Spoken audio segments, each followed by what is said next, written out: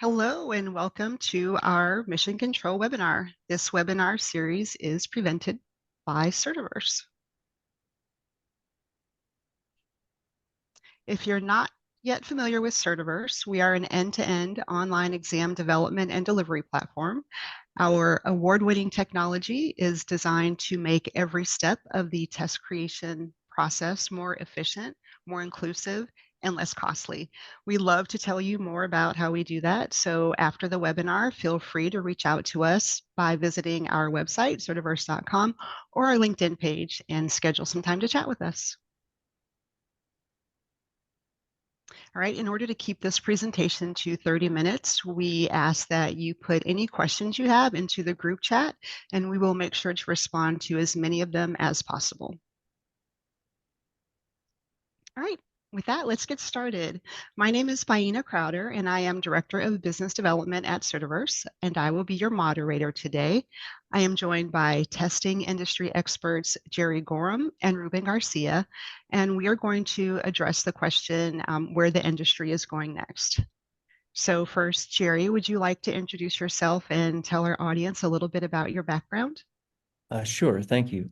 I have graduated from Rutgers with my doctorate in the mid-90s, and I started working for Educational Testing Service, and I've worked for Pearson, CTB McGraw-Hill, and Ascend Learning, and a number of other companies some are legacy companies, some are smaller startup companies. I've worked mostly in certification and licensure, and have focused on technical work as well as management work. And so I currently am working as a contractor and an independent consultant. So you'll learn more about me in a few minutes. Great, thanks. Ruben? Yes, I'm Ruben Garcia, and I'm CEO and co-founder of Certiverse. I've also worked, in the industry for a while.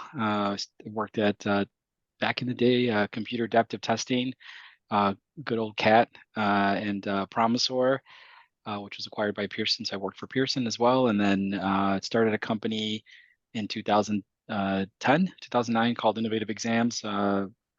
Have a patented technology for delivering online proctored exams through a self-service kiosk. And then in 2015, I sold that company to PSI, now owned by ETS, and I and now and started Certiverse. And Certiverse is we're trying to kind of disrupt the space, but yeah, that's a little bit about me.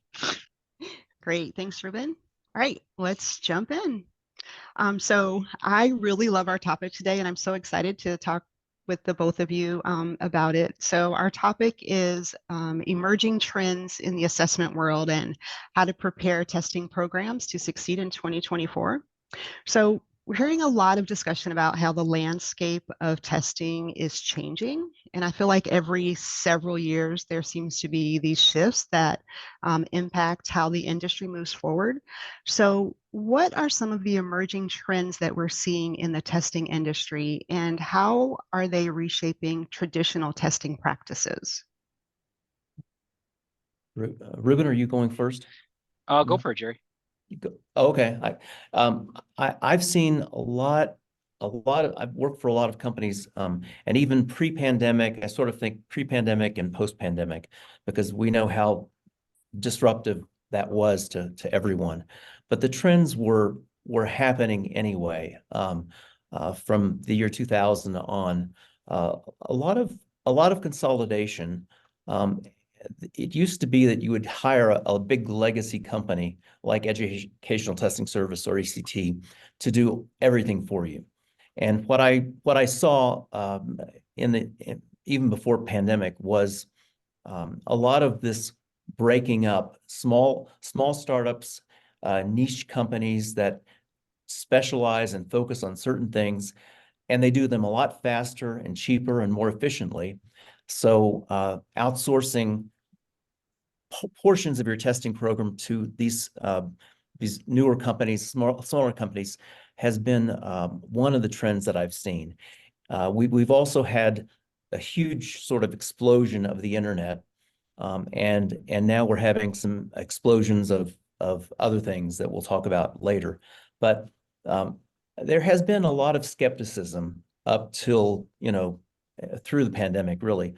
I think a lot of skepticism, and we've taken a lot of hits in the industry, some fair, some unfair, in terms of over-testing, over-interpreting results. Do our students, do they need that much? Do they need that much testing? Don't they need more classroom experience and interaction with people? But I see the testing world has been disrupted, and then the pandemic was an accelerant to the flames of disruption, in my opinion. So, Ruben, I'll let you go ahead. Yeah, I mean, I think it's interesting because I think what Byinna mentioned is that there's always kind of like, there's always like this cycle of disruption, right? And if you look at and change and paradigm shifts and all that stuff, and if you look at like what happened in the 90s, when I entered, I was in university, and that's when I started working for Computer Adaptive Technologies in the late 90s. And the big thing back then was, there was a movement of moving from paper and pencil to computer-based testing, and it was just the very early, or early stages of the internet, I would say. And a lot of those companies back then that were launched were writing and building a model based on the internet, right? So their distribution channel for delivering exams was the internet. If you wanted to compete in that space back then, you needed to have like a bank of modems, and the internet just opened it up, just allowed more entrants to come in and compete with that.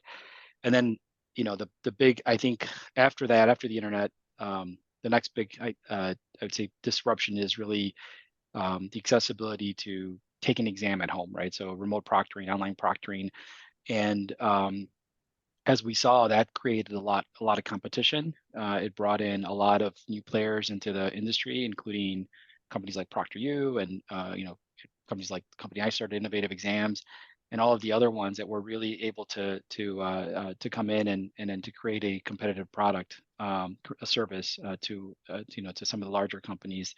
And I think there's like another cycle coming here, right? It's around the corner, or it's already here, and that's really, I think it's actually two parts. I was thinking about this the other day. It's both cloud technologies, which has been around for a while, but also now with AI on top of that, the layering of those two technologies is really going to be a big disruption within the industry. And the reason I say cloud technologies is going to be a big disruption is that, or has been, is that it allows companies like Certiverse, right? We started a platform, we built it very quickly. There's no overhead. We pay a few $1,000s a month to run our servers in the cloud and so forth. And so the barrier to entry to come in and to compete within the industry, if you have an idea, has been significantly lowered. And then now with AI, like there are many things that we would love to do, but we just can't do it without automation. And AI, I think, is going to create a lot of opportunity. It's going to allow a lot of new entrants to come into the marketplace and really disrupt the marketplace. So, and I'm not just talking about areas around content and generating content or using AI for that. There's, the testing world, the testing industry has many facets, and I think that AI is going to impact all of those facets. So, okay, since we're talking about AI right now, obviously you can't talk about trends in the testing industry without talking about the emergence of AI technologies. And like Ruben kind of said, like even with AI technology, that itself isn't really new. It's been around a while, but some of the AI technologies that we're seeing now seem to be both innovative and concerning. So can you tell me what are the opportunities and concerns that AI and other technologies are creating in the testing industry? Sure. I mean, I can maybe start there. Go ahead. I think that like AI has a lot more opportunity than it has risks, from my perspective, right? I think that there is for a lot of programs out there, and I think this is why I'm saying that there is going to be a big disruption for programs, and that it's going to empower a lot of programs to create a lot of to do a lot more. That's really it, right? It's gonna, if you have a certification, it takes you so long to build that certification and to generate the content and go through the psychometrics and all of that. The bar for doing that and for launching certifications, it's just going to significantly be lower. and the cost is going to be much lower, right? So I think a lot of programs will have many advantages where there's many programs out there that just would love to do more and have more certifications or have smaller certifications or certificate programs with high quality content. And it hasn't been possible because of the manual process and the reliance on subject matter experts and humans to to get that product out there.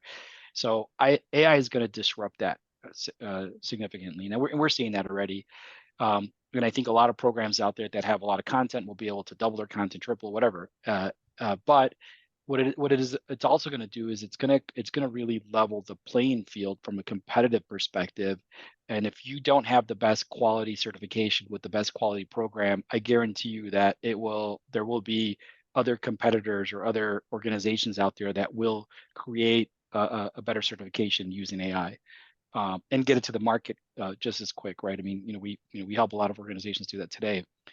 So that's kind of like, I think, on the positive side. And then there's some negatives, but maybe I don't know. I'd like to hear a little bit of what you think, Jerry. Yeah, AI is the shiny ball that we're all talking about now. After, thank goodness, we got through a terrible pandemic globally, but it offers opportunities that we haven't even thought about. We can't even think about. I remember asking someone in the mid-90s. Somebody said, "Jerry, you should try out the World Wide Web," and I said, "What is that?" And she gave me, and I was on Netscape and DOS, I think. Okay, I'm showing my age here, but she gave me the link and everything, and she said, you can communicate with others around the world.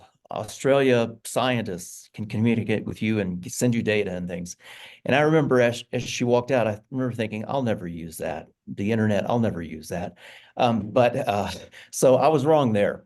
So I'm not gonna say that AI is not going to be a huge disruptor, but it is, because it is. And what used to happen was we had these big legacy companies that were, in my opinion, they were mostly focused on the researcher, the psychometrician, the statistician, the researchers, and what they wanted. And that was part of computer adaptive testing. Ruben and I have done a lot of that over the years. Now, what I think matters is the customer. What does the customer need? What do they want? Let's not sell them a Cadillac if they want a Camry. And I hope I don't offend anybody, but that kind of thing. What is it the customer really wants? And are we selling them too much? Are we trying to overcomplicate the models? We're not sending people into space. That is complicated. But these models don't have to be so complex. And I believe in simplicity and clarity of interpretation. And I think that AI is offering all of this. There are some risks, but there are always going to be risks. Look at the internet. We got to be careful about being held hostage. That our data is not held hostage by somebody now. That kind of thing. I'm more optimistic than pessimistic in terms of AI and our embrace of AI. But I would say we're in the colonial days of AI right now. Yeah, I would agree with that. I think that the way I think about AI as an entrepreneur, I think about it as a big opportunity for the industry, right? And there is so much opportunity, and there's just so much possibility. And if you kind of it's analogous to kind of how there's only so many doctors in the world, right? And there's only so many doctors that can give you analyze an image, and those doctors that do the analysis on images, on medical images, there's only so many of them, and that's the bottleneck for providing that service to to scaling that service and providing to more people. And if you have something like where you have AI doing that, you've completely eliminated this bottleneck, and you can now provide this service to a lot more people. And I feel like it's very similar in our industry, Jerry. I know there's only so many psychometricians that we can make, right? And now I think that with AI, like I said, it's not just content. There's a lot of other areas where it's definitely going to be leveraged. Where, we're going to have we're going to it's just we're going to remove that bottleneck basically, and I think that that's going to really open up the industry for a lot of programs and a lot of organizations. I feel like that are they would love to have a good high quality certification program out there and just can't today because they don't have access to a psychometrician. Right. Kind of along those lines, we do have a question. What areas of certification programs besides exam question drafts do you see AI aiding us in? JTA, Blueprint, psychometrics, and you started to touch on some of that, Ruben. I don't know. I mean, Jerry, what do you think about that? I think that, I mean, I've seen AI be successful in, for instance, creating lots of variant items based on base items and things like that. And the output has been pretty high quality from what I've seen. We have actually used AI at my former company for test security because we had no other choice during the pandemic than to offer certifications, accredited certifications remotely. There was just no way to get people live together. And I think we used Proctorio and some other companies to help us flag strange looking cases. When somebody completes a 150 item test in average of 8 seconds per item, something funny is going on, probably, that kind of thing. And we've used that in test security. And I think that one of the real criticisms that almost every layperson, non-academic, professional testing person asks is, why does it take so long for you to build a test? Why does it take you 2 years, 3 years? It shouldn't. And I've always agreed with them. I said, yeah, it shouldn't, should it? But we've got all of these processes. Well, I think there are ways that AI will help us shorten test construction, item construction, especially validation of items, things like that. We're just in the incipient phases of AI right now, but I think I'm more optimistic that it will help us, just like the internet and all of the apps we have on top of the internet are like critical to us now. Who doesn't have their smartphone with them all the time? That kind of thing. So I would say, from my perspective on the front, kind of the end-to-end exam development process, I think that AI is going to be used. We're using some AI already, just with guiding subject matter experts on through the JTA process as an example, or through the item writing process. But we're very using it very little compared to what's possible, right? And I think that Dr. Alan Mead, our psychometrician, he's done a lot of research on where we can apply AI to really just fill in a lot of gaps in the exam development process, where there's areas that are very complicated. But JTA, I would say, is one of the areas. The analysis, maybe not so much, but I think that the things like the blueprint is one that's a really good example. Blueprint, it takes quite a while to, once you have your survey analysis, it takes a while to interpret those and to convert that into a blueprint. And Alan's done a lot of research using modern AI, right? Not the stuff that we built 4 years ago. I feel like that's like dinosaur stuff now. But the modern AI, I mean, you can do a lot. It can populate. It'll help you group blueprint topics. It'll help you fill in descriptions for the blueprint topics and so forth. So I think that from start to finish, all the way through item writing and item review, that you're going to be able to use AI. And right now, I would say if you're very focused and if you have really good a group of subject matter experts, you can build and design a psychometrically valid exam in Certiverse in about 6 weeks. Is probably the an average. This could be something where I think that it could be done in a week or even less. That's how powerful I think AI can be. Exactly. Yeah.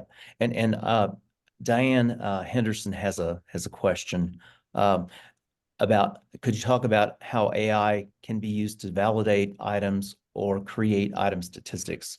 And my feeling is validation is often, at least in many certification and licensure programs, is based on approved textbooks, a slew of approved textbooks that are current and useful. I think AI could help us validate items and say, okay, at least shorten the time. Look in this textbook, page 363, and this is the topic we're talking about. It might help uh, quicken professionals, content developers, to create those validations. And I also think that AI, from what I can see right now, AI is great at creating a lot of variance. How could we use the base statistics to help us estimate the statistics for the variance without pre-testing them? Okay, that's sort of a radical idea, but you can do it with a Bayesian approach. Do it experimentally and see how things work out. And once you learn to trust, for instance, a Bayesian system, of A and B parameters in an IRT model, to estimate the variance that you've created. Once we could trust that, we would save a lot of time and a lot of money, a lot of energy. And I think that, as I said, this movement from what the research scientist thinks to what the customer needs, that's always been a big gap. And it has been traditionally driven by what the research scientists want. What do we want? Well, what I want as a scientist is very different, probably, than what a consumer or customer wants, who wants to start a program for some sort of certification program to help that takes some training, but not, we're not talking about going to med school for 12 years, something like that. You mean programs that, the programs don't want a 4-hour beta exam? That's what you're saying? Yeah, exactly. Yeah. And what I've been seeing also is, I'll mention, is this sort of merging, almost this overlap of what we call formative assessment and summative assessments. There will always be a need for a summative assessment, as I said. I mean, if somebody's going to operate on me, I sure hope that person has gone through all the training necessary. But a lot of what schools and universities are asking for is more diagnostic information, and so that we can find out who needs early support, who's not doing well in this class, who just isn't getting it. So I can focus on these students based on some preliminary, screening exams, and say, okay, there's one student here who really needs help. Let me help get them some tutoring and mentoring, and give them a chance to succeed as best we can. Yeah, no, that's great. Stop We talking. could talk about AI all day. There's so much to discuss.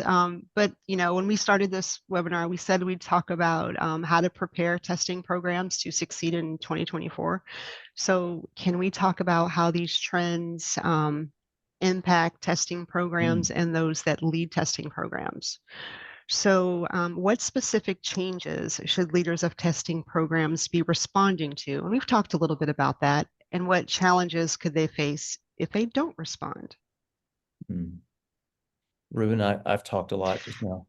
I mean, I think it's exactly what I was saying earlier, right? That the biggest challenge that you're going to face if you don't leverage the technology is you're going to face a lot of new competition, because I think that there are going to be programs out there that are just for lack of a better word, they're stale, right? They're dominant in an area.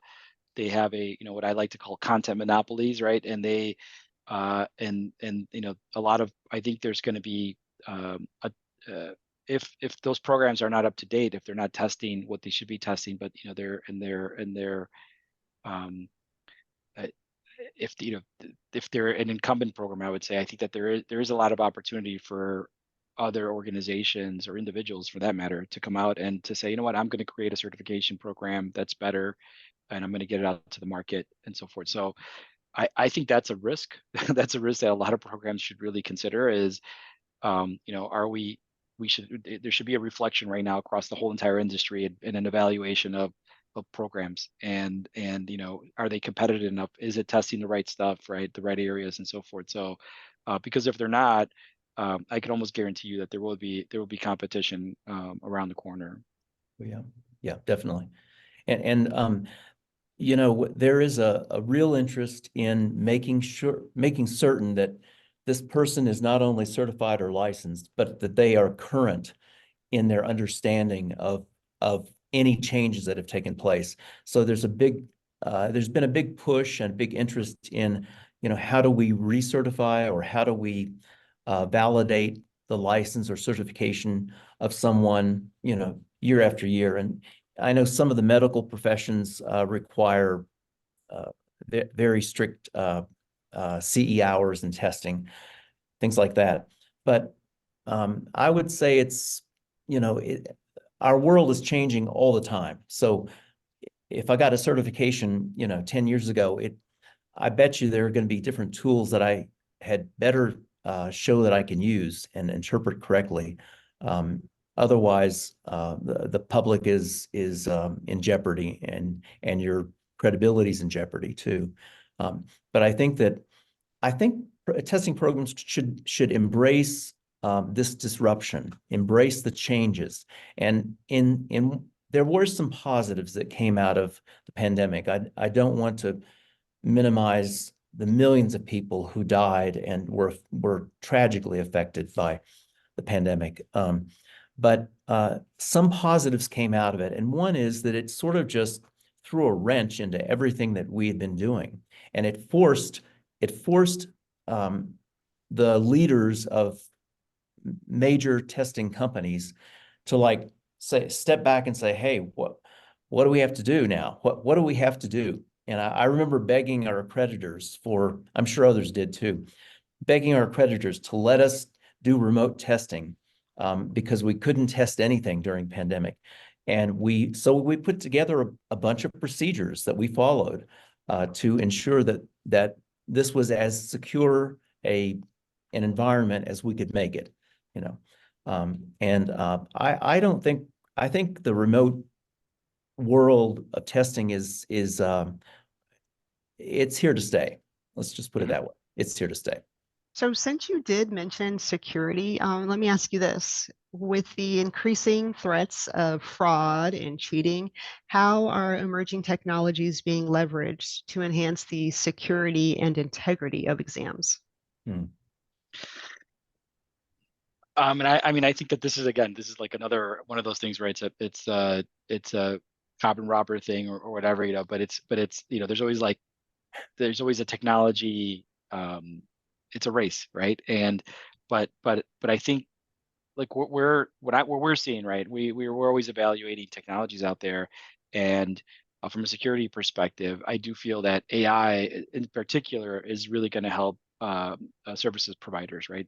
Just technologies around ID verification, the cost of let's say if you're going to schedule an exam and you're going to use your phone to do validation, the cost of doing that, a few days ago with using the technology was a few dollars, right? And now it's going to come down to pennies.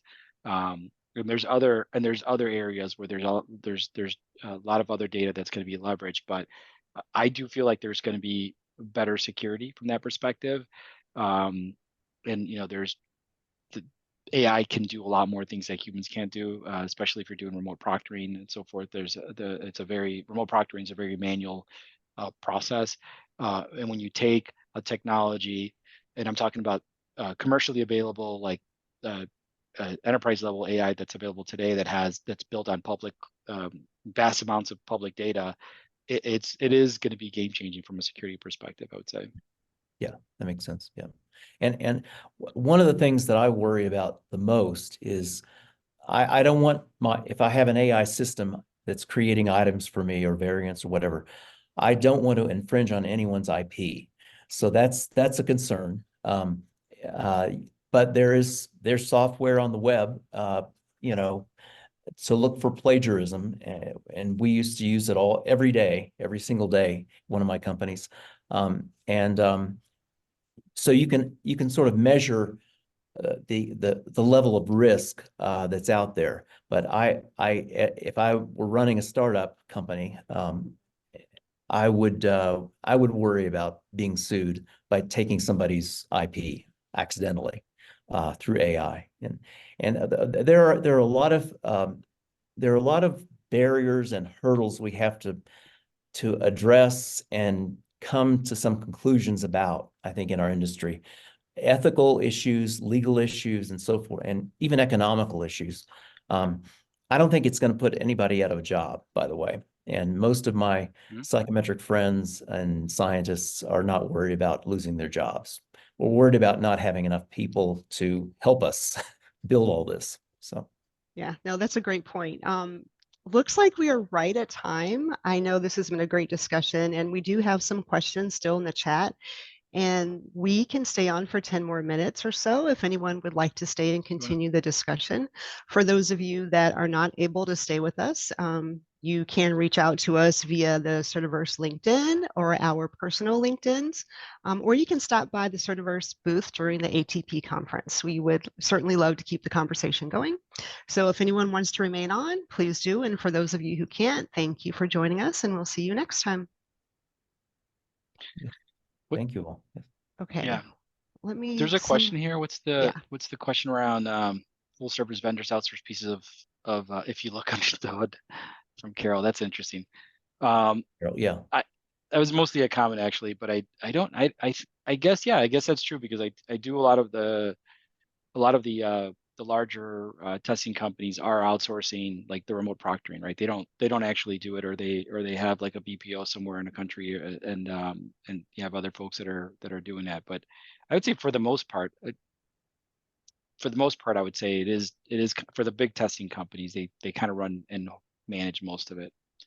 I don't know what other areas. Do you know, Jerry, that where big testing companies outsource part of their core service?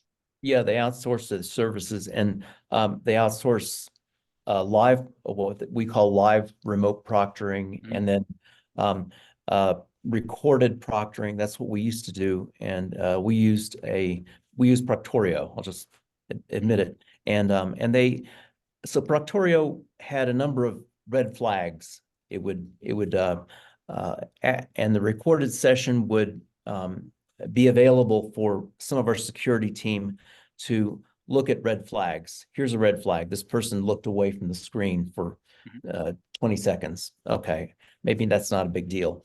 But there are other red flags that we did find. Fortunately, in my experience, I haven't found huge bunches of people cheating. It's hard to cheat. It's not as easy as people think it is. The worst cases were when we saw people with their iPhones clicking through and taking pictures of every item on test form. That's always going to be an issue. They could do that in a live session too, with a proctor sitting in a classroom, with a little camera in their lapel or something. So that is a concern. We're never going to get to 100% security, but what I focus on are we measuring the right things? Are we building tests that measure the right things in a simple, straightforward way, and in a way whose results can be clear to the public and to the users of those exams? That's what I'm mostly concerned about. And we can build all kinds of items, even now, variant items and so forth. I liken it to sort of like an old-fashioned bakery where you go and you give all the specifications for your wedding cake or whatever it is. And it's a custom built cake. And it's exactly what, maybe the people on top look just like the two of you that are getting married or something. I compare that to a factory making beautiful cakes with some options, but we're not doing custom work at every single point. We're using semi-automation and full automation in some cases, and this should be seen, I think, as a positive for our industry. Yeah, I mean, I from my perspective, like the AI, the AI technologies are really interesting because if we were, let's just say it's like talk about just item generation, item automation, or cloning items, or just content, right? And if you and we're also using it in remote proctoring, where you're talking about the remote proctoring companies out there that use AI as well. If you were to build those technologies, let's say 5 years ago or 6 years ago, you're talking about at least $4 or $5 million in R&D. I mean, you're talking about standing up servers and GPUs and just expensive cloud computing and so forth. And it's millions and millions of dollars just to implement some of this AI technology 5 years ago. Whereas I think, again, game changing, disruptive, available to everybody, you can do this and build the same thing on vast amounts of public data. So you don't have to train images. That they're these AI models come pre-trained and so forth, and you're doing it with hundreds of dollars. Thousands if you want to get fancy and pick something, and spend and splurge. But that is really, I think that's going to be the biggest game changing piece of it, because then you can start applying AI to a lot of different areas. Remote proctoring being one of them. And almost, I think what's going to be interesting is it's not going to be like a value add service, because if you can imagine that anybody can just it's like getting a server on Amazon or whatever, right? Anybody's going to be able to just get that service. So I kind of wonder what's going to happen with the remote proctoring world if you can just go on Amazon and turn that on yourself and use a model that's trained for remote proctoring. That's going to be interesting. Yeah, that would be. Yeah, exactly. Let's see. There's another question. Is there no concern for programs testing on similar concepts that AI would provide the same question for multiple certification bodies?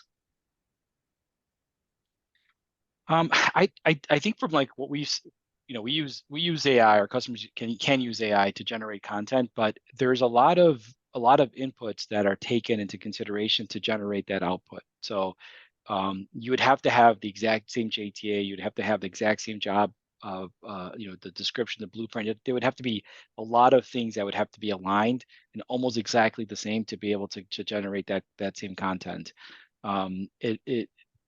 Potentially, I mean, obviously, if there's two organizations and they're doing their inputs are exactly the same, then obviously then there's going to be a higher probability. But like from how we use AI, there's at least 30 or 40 different inputs that create variability at the end. I don't know, Jerry, do you have any experience with that? Yeah, not a lot of experience with that particular question. But I do think that it's going to be necessary for us to speed up production of high quality exams. It's our customers require it. The industry, everybody wants it, and we can't afford it anymore. We can't afford to have tests that take forever to create, and how that goes. And we did, Ruben and I did a lot of computer adaptive testing. The advantage of that is that nobody gets exactly the same thing, and that sort of helps.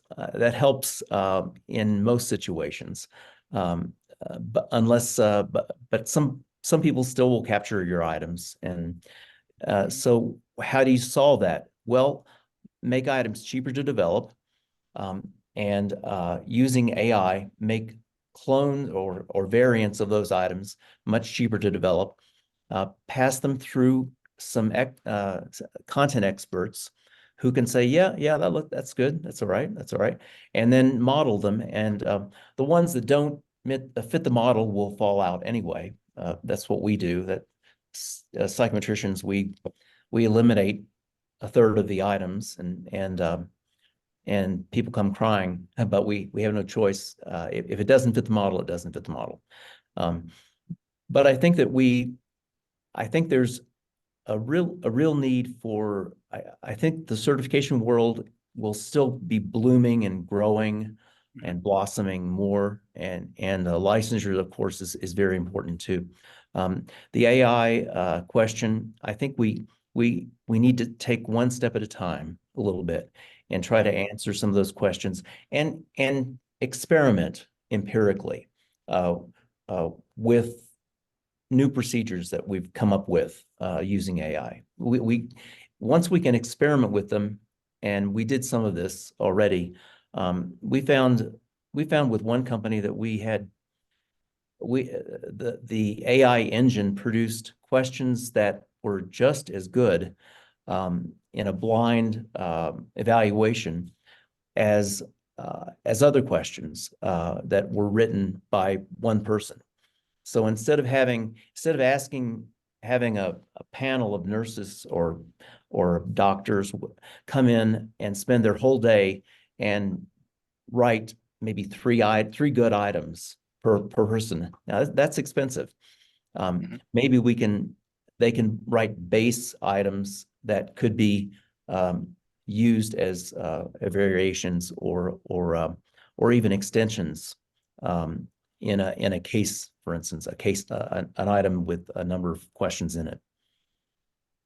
That's all right. I think we went over time, Byinna. Yeah, we did, and there are many questions. This is a really good conversation, though. I was going to say, Jerry, the one thing, the last thing I'll say is that you're absolutely right that everything's changing, and I think that the industry is demanding, just faster and better.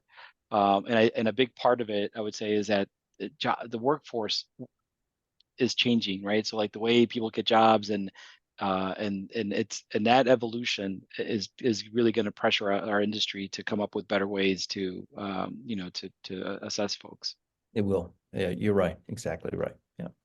All right. Good note to end on. Thank you both so much. And to everyone Thanks, out there, see you next time. Thank you, Byinna. Thank you all. Bye-bye.